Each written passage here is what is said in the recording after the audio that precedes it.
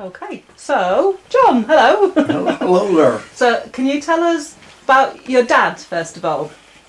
Well, my dad, he moved into the swimming pool a few years, and he was out in France during the war, like, and he ended up with TB. And Dad had so many years looking after the bath, and then he found he couldn't do it. So he got in touch with the army and that through something or other, and they posted me down to Plymouth. After I told them I was 60 mile away, which I wasn't, I'm only 20 mile away, but if I'd have said 60, I wouldn't have got down there.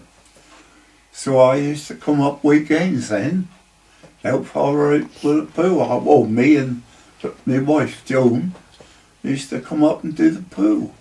And you were in the army? I was in the army for national service when everybody had to go then, you know. No way you can get out of that unless you was ill. And they moved you down to Plymouth so that you could continue to look after the swimming pool? That's right, they moved me down to the Royal Citadel down in Plymouth so as I could look after the swimming pool for Dad.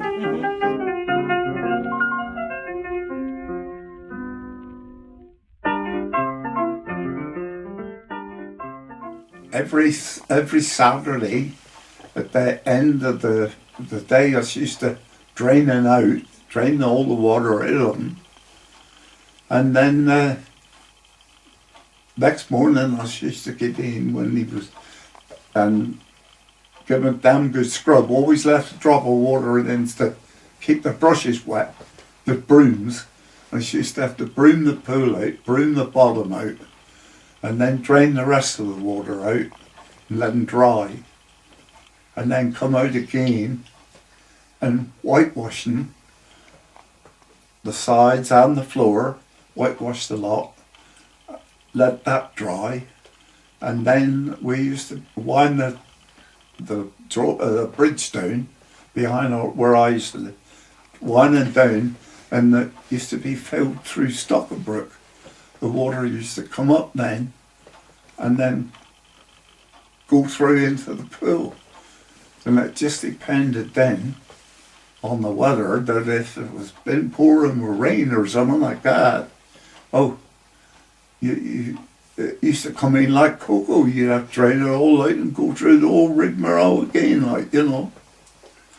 So how often did you do that?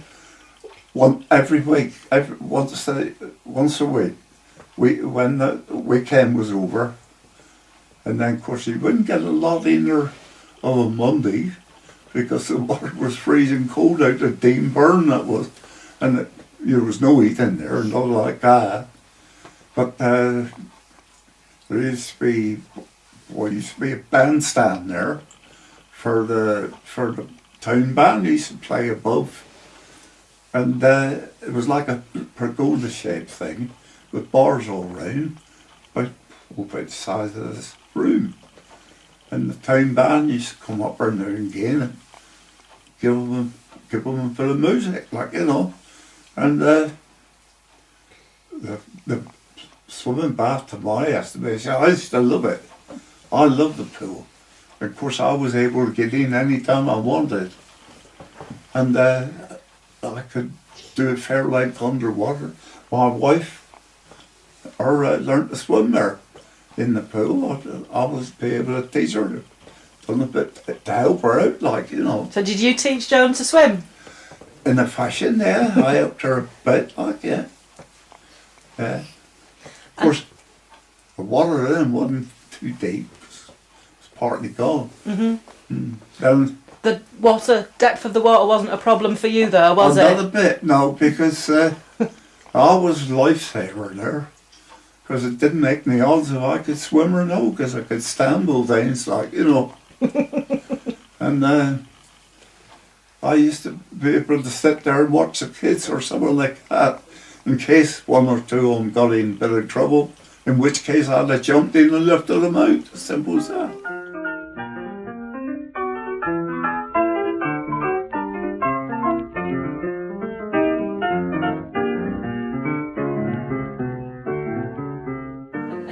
lots of people use the pool? Oh yeah, oh yeah. I remember all my old mates. There's one of them still going now. There's Bob Pulford, and he used to use it. Most of them's gone on now, but Ted Cole, he was one of the boys. He was a big fella. He was about 18 stone, and he'd get on top of the rails of the bandstand, and then he'd go up again on the rails and dive into shallow end. Yeah, he would dive into shallow end. Yeah. And Bob Pulford, he used to do what they call racing divers. He used to come sailing out of the dressing room, then was the other end, other side of the pool, and come flying out, hit the water, smack it with his hand. Everybody thought he was belly flopping, but he wasn't. He smacked the water with his hands as he dived, stopping, went down too far. He was just gliding along the water. He could swim, so good at it. Yeah, beautiful it was down there. Did you have races? Were there galas and parties? Tell us about the parties. The school used to go down there. And they used to, as little children, go down there and race and whatever, down the park and in the pool. Beautiful it was. Yeah. Everybody could go out of wherever I used to go out in the woods there. But you can't go out there now because of what the trouble is. Mm-hmm. But I was able to. But girls as well. Oh, yeah. But lots of people play in the park and then go into the swimming pool? Oh, yeah. Yeah, used to have a fair food down there. Of course, now you've got to stand the other side of the pool. Oh, I could look out my bedroom window and see the kids from where I used to live at number 19. And that's right outside my back door then. This thing used to turn to lower down in the brook. Of course, there isn't much water flowing down there now. But that's because they got the bridge down up the quarry. So the whole lot's went on down the river, down the Dean Burn, see. Before they had the mill there, they used to go in the dye-house then, when the mill was there.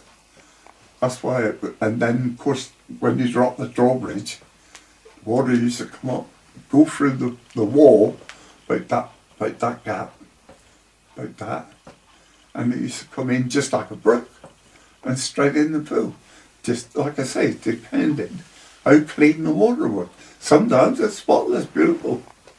Other times, which wasn't very often, but you get a mess from the quarry.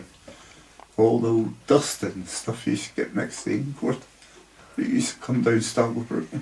Then I had to wash it again. Mm-hmm. Yeah. And how long did it take to fill the pool? Oh, not all that long. Overnight. Overnight. No, we didn't take all these. Have it partly flooded with the. I suppose to fill the pool about 4 hours. You know, with the amount of water used to come in there then. That was it. And cold. Oh, it was cold, all right, yeah. Yeah, there was no heat in there, don't see. No heat at all. The kids didn't mind.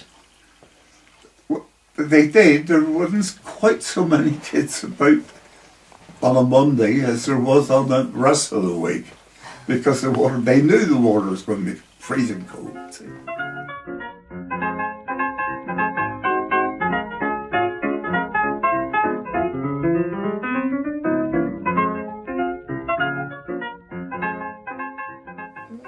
What do you feel about the swimming pool being closed? Oh, lousy. The kids got nothing today. They got nothing here. And I reckon everybody ought to be able to swim. Everyone. And the kids can go down there and splash about till they can. And that's all. I'm all for it. I loved the old pool when I was down there. Yeah, everybody did. And with the rivers, you know, the River Dart and everything, it's important, isn't it? Oh yeah, I mean, I used to go in the River Dart swimming as well.